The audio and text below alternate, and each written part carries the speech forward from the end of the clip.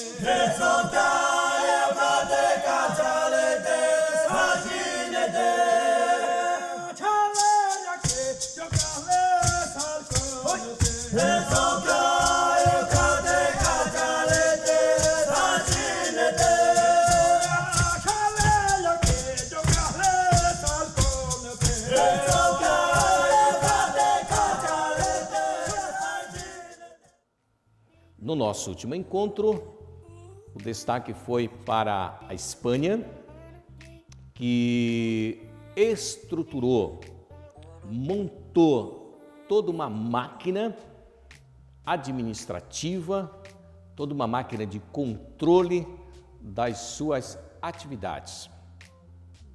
Então hoje nós vamos falar da Inglaterra.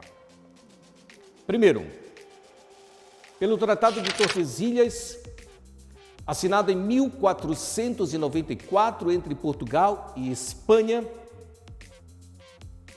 Por esse tratado, nenhum outro país teria direito a tomar posse, teria direito a colonizar qualquer que seja a área territorial aqui do nosso continente.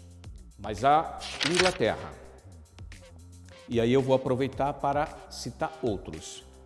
A França, os holandeses, depois outros virão, como os dinamarqueses, por exemplo, jamais aceitaram o Tratado de Tordesilhas. Questionaram desde o início o Tratado de Tordesilhas como sendo ilegal, imoral.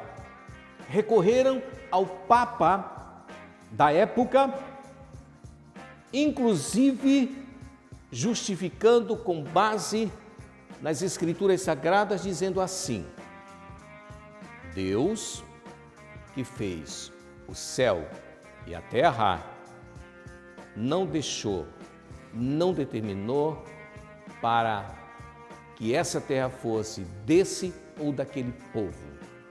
Então existia uma discordância do Tratado de Tordesilhas por parte da Inglaterra. Ora, então qual foi a saída para os ingleses? A saída para os ingleses foi a prática principalmente da pirataria.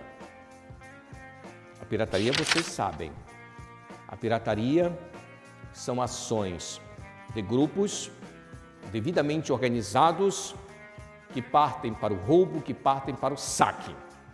Corsários, esses são financiados pelo Estado, são financiados pelo governo.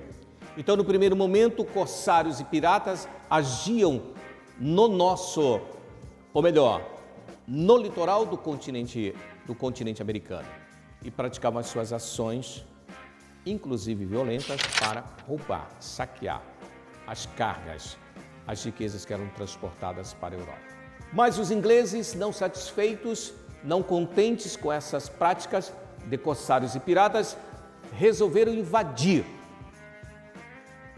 E o primeiro local invadido por eles, pelos ingleses, foi esse daqui, ó. Essa parte sul, aonde eu estou apontando, essa parte sul, hoje, dos Estados Unidos, região essa, onde hoje encontramos a região da Disney, toda a região de Miami, a região da Flórida. Essa porção é a porção leste, sul do atual Estados Unidos. Então os ingleses invadiram. E os espanhóis reagiram? Reagiram. Mas a superioridade militar dos ingleses lhe deram vantagem e levaram os ingleses, sim, a fincar a sua bandeira ali. E o que os ingleses fizeram nesta região sul? Os ingleses eles vão exatamente estruturá-la, eles vão montar aqui o que ficou conhecido como colonização de exploração. Nessa colonização de exploração prevalecia as orientações mercantilistas, como aconteceu no Brasil, como aconteceu nos domínios da Espanha. E aqui uma dica, né, que nós vamos tratar melhor no próximo encontro.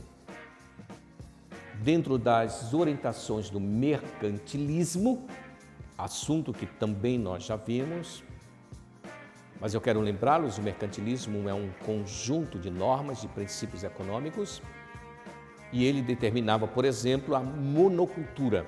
O que é monocultura? Mono quer dizer um só, produzir uma única grande riqueza. E foi exatamente isso que os ingleses fizeram no sul, nas chamadas colônias de exploração. Qual foi essa grande riqueza instalada, estruturada por eles, pelos ingleses? O cultivo do algodão. Então, grandes fazendas, ocupando grandes áreas territoriais, os chamados latifúndios, fazendas com grandes extensões de terras, produzia-se um só produto, a monocultura do algodão. Por que o algodão? Porque o algodão é uma importante matéria-prima para a indústria têxtil, para a indústria de tecidos, para a indústria de fios. E a Inglaterra já tinha, no começo do século XVI, 1603, 1605, 1607, a Inglaterra já tinha uma importante indústria têxtil.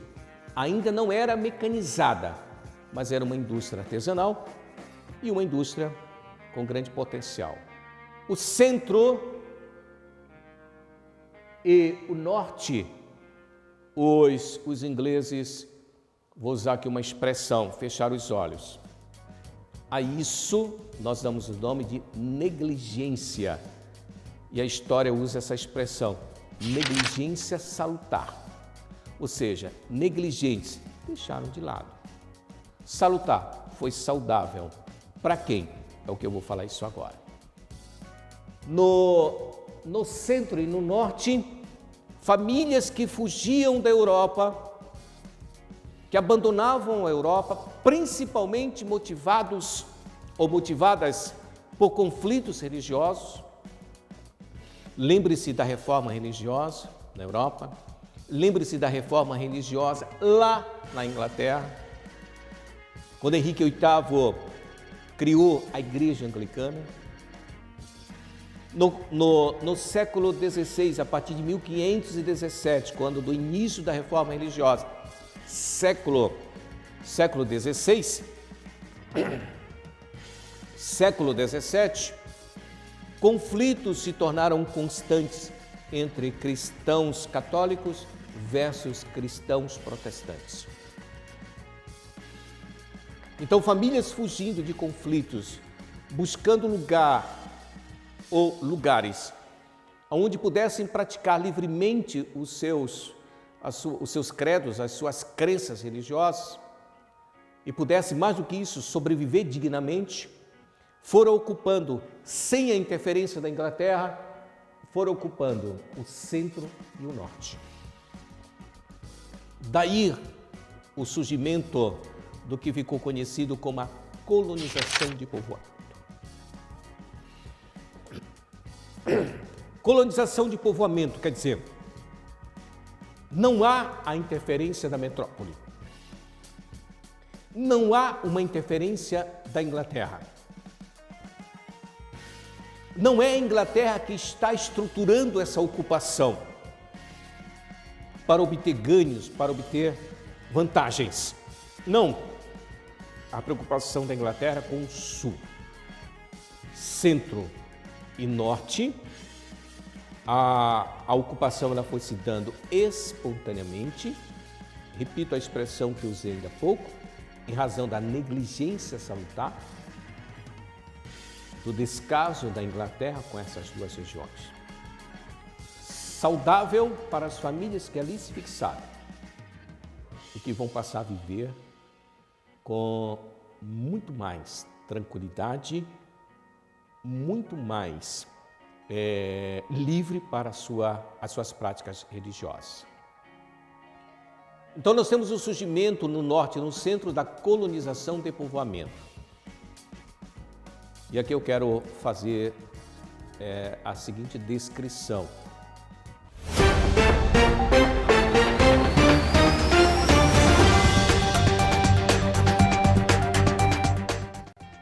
Qual é a diferença entre a colonização de povoamento e a colonização de exploração? Vamos pegar aqui algumas situações. Primeiro, na colonização de povoamento, as famílias elas vão tomar posses de pequenas e médias propriedades rurais. Então, elas vão se apossar de pequenas áreas e vão estruturá-las como pequenas e médias propriedades. O que essas famílias vão produzir? Variados produtos, é o que nós chamamos de policultura.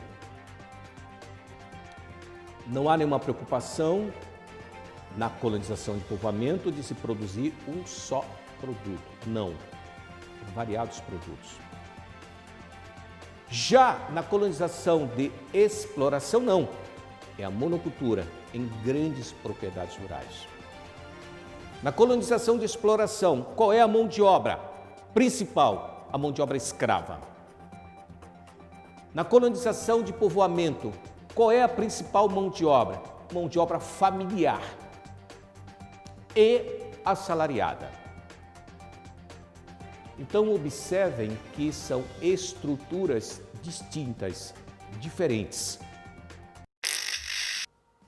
Eu não preciso argumentar para dizer a vocês que o centro e o norte vão se desenvolver. Não há interferência da Inglaterra. Mas haverá um momento em que a Inglaterra vai dizer assim, opa, vacilei, ou vacilamos, erramos. Então agora nós temos que nos voltar para o norte e o centro-norte. E aí sim, vamos adotar políticas de interferências. Ou seja, vamos ditar ali as regras. Só que essa é uma outra história.